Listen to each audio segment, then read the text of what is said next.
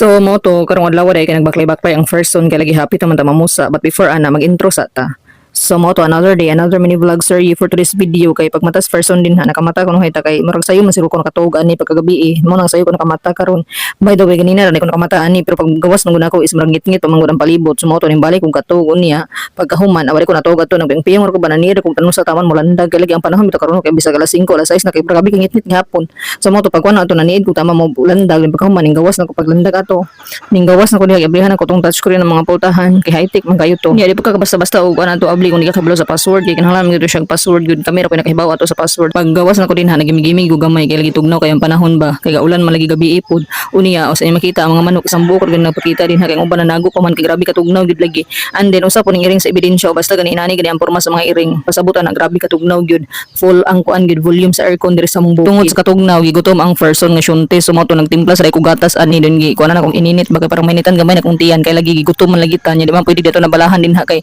magpalipa man gining gamay person sa tong tiyan sumoto ning kuan sa ko hagdamig-damig kaning bahaw o kaning kuan kaning nagkutaw og gatas sumoto nakita na ko ni si Brownie mo ni pinakadugay ni gid kanang mga iro.